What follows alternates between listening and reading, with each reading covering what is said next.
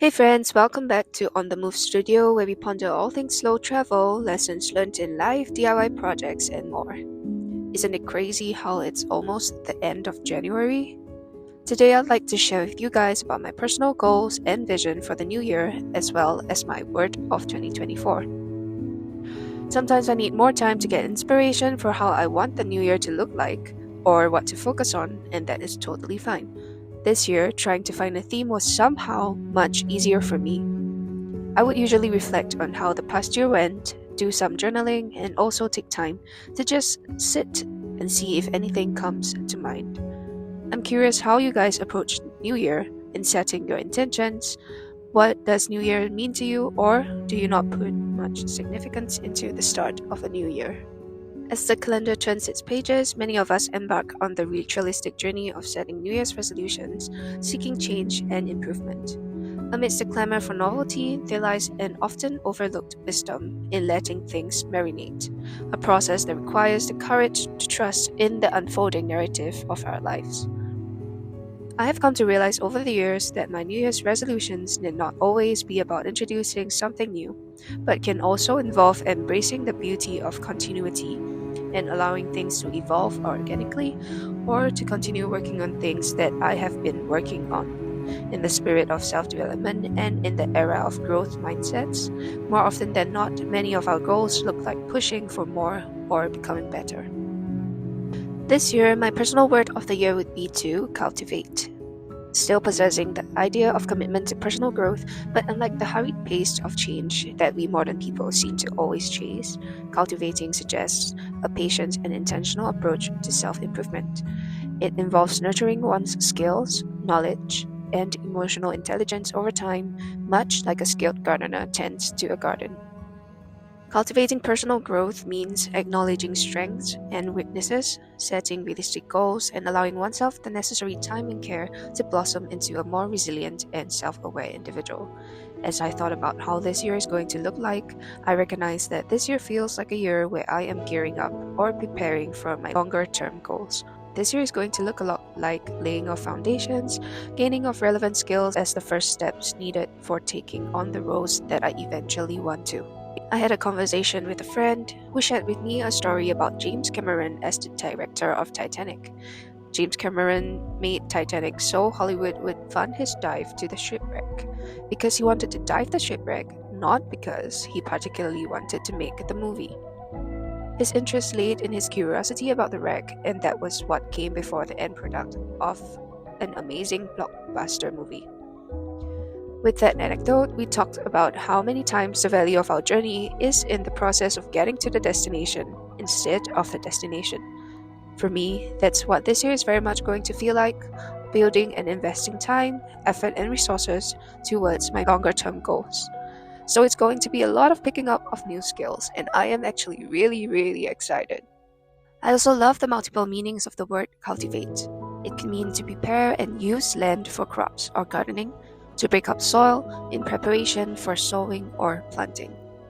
If you think about the act of breaking up the compactness of soil, it's metaphorical in it being the deconstruction and making of space for new things to grow and develop deeper roots. It is the process after clearing out weed and for aeration. That would mean taking a look at my life and reviewing what beliefs I've been holding on to break them down, deconstruct them, and to see what I can take in from my new environments.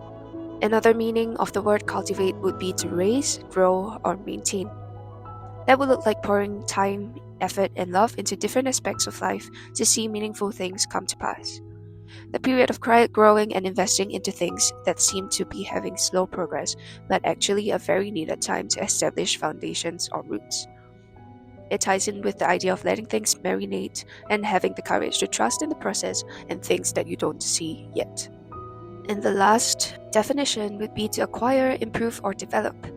That would look like the act of picking up something new, be it hobbies, a new mindset, or new skills, etc.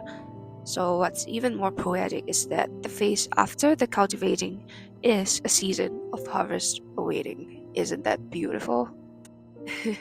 Okay, I think I might be romanticizing my life just a little bit. But how would it look like in different areas of my life practically?